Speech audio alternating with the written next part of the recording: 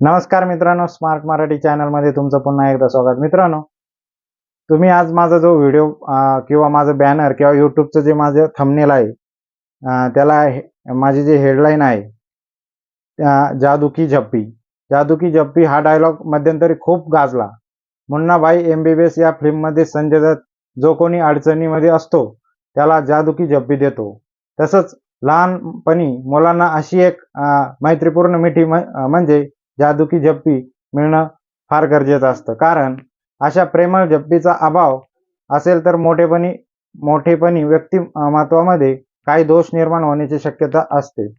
लहानपणी पालकांच्या मायेचा स्पर्श मुलांना सातत्याने मिळणं निकोप वाढीसाठी अत्यंत गरजेचं असतं. मित्रांनो, तुम्ही म्हणाला आम्ही पालक आमच्या लहानग्या मुलांना नेहमी कडेवर घेऊन फिरत असतो, नेहमी त्याला मायेची ऊब देत असतो.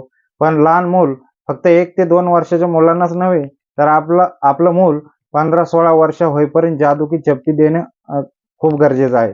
जेव्हा आई आजी मुलांना मांडीवर घेऊन थोपटत असते, गप्पा गोष्टी सांगत असते, तेव्हा आईच्या स्पर्शाची संवेदना ही मुलांसाठी अविस्मरणीय असते. अशा स्पर्शातून अर्थात संवेदनेतून निर्माण होत असलेल्या संप्रेरकाचं महत्त्व आपण जाणतोच. त्यावर व्यक्तीचा स्वभाव अवलंबून असतो. त्यातून विश्वासाचं नातं प्रस्थापित केलं जातं. लहानपणी मुलांना मायेची ऊब किती मिळाली आहे, त्याला किती प्रेमाने मांडीवर घेऊन डोक्यावरून हात फिरवला आहे, त्याला किती मिठीमध्ये घेऊन स्पर्शाने प्रेम माया दिली आहे, त्यावर हे प्रमाण अवलंबून असतं. मित्रांनो, याउलट जर हे प्रमाण कमी असेल तर ती व्यक्ती चिडचिड, संतापी, महत्त्वाचं म्हणजे संशयी बनू शकते. जेव्हा मोठेपणी ती संशय असते तेव्हा समजतं की लहानपणी त्याच्या आयुष्यातील आई वडिलांच्या, आजी आजोबांच्या प्रेमळ स्पर्शाअभावी त्यांच्या मेंदूत संप्रेरक कमी प्रमाणात निर्माण झालं. त्यामुळे त्यांचा स्वभाव असा बनला. पुढे अशा संशयी वृत्तीच्या माणसाबरोबर जुळून घेणं खूप कसरतीचं जातं. जगात सर्वावर औषध आहे, पण पॅरानॉइया म्हणजेच संशय वृत्तीवर नाही. संशयी लोकांबरोबर व्यावसायिक व्यवहार करणं सुद्धा कटकटीचं होतं. मात्र जी व्यक्ती सातत्याने विश्वासाला पात्र असते, दुसऱ्यावर नेहमी विश्वास ठेवते आणि विश्वासाच्या स्वभावामुळे त्याच्यासोबत नातेसंबंध उत्पन्न राहतात. सर्वात महत्त्वाचा मुद्दा हे सर्व मेंदूमध्ये असणाऱ्या संप्रेरकाच्या प्रमाणावर, तसंच लहानपणी मुलांना किती प्रेमाने मायेने स्पर्श केला आहे त्यावर अवलंबून असतं.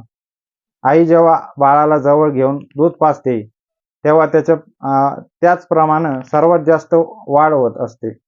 मग मूल जसजशी मोठी होत जातात तसतसे पालक त्याला किती जवळ घेऊन आनंदी, निवांत, मोकळ्या वातावरणात बसवतात, खेळवतात, त्यावर मुलांची जडणघडण अवलंबून असते. आपण 4-5 वर्ष असेपर्यंत मुलांना जवळ घेऊन बसतो, मायेच्या विश्वासाचा स्पर्श देतो. पण मूल 6 ते 7 वर्षाचे झाल्यानंतर हे प्रमाण हळूहळू कमी होतं आणि मूल 2री-तिसरीत आली ते पूर्ण थांबतंय. हे योग्य नाही. मुलांना वेळोवेळी मायेचा ओलावा जाणवत राहायला पाहिजे. मित्रांनो, मुलं शाळेत जाताना, घरी आल्यावर आणि ती झोपण्यापूर्वी त्यांना एक तरी जादूची झप्पी द्या. डोक्यावरून हात फिरवा, विचारपूस करा, मुलांना मोकळ्या वातावरणात जवळ फिरायला घेऊन जा, गप्पा गोष्टी करा, संवेदनक्षमता वाढवा. संवेदनक्षमतेमुळे ते भविष्यातील विश्वासू नागरिक बनणार. आपल्याला मुलांच्या IQ इतकाच त्यांचा IQ म्हणजेच भावनिक बुद्ध्यांक देखील महत्त्वाचा आहे. त्यासाठी शिक्षकाबरोबरच पालकांनी आपली जबाबदारी व्यवस्थित पार पाडली पाहिजे. मित्रांनो, आई वडिलांच्या स्पर्शातून प्रेम व्यक्त होणं गरजेचं आहे. त्यासाठी मुलांना रोज एक मिठी मारा. तुमच्या प्रेमळ स्पर्शाने त्यांना सुरक्षिततेची जाणीव आणि पालकांमध्ये भावनिक नातं जर चांगलं असेल तर मुलांचा सर्वांगीण विकास चांगला होतो. मित्रांनो, माझा व्हिडिओ जर तुम्हाला आवडला असेल तर चॅनलला सबस्क्राईब आणि लाईक नक्की करा.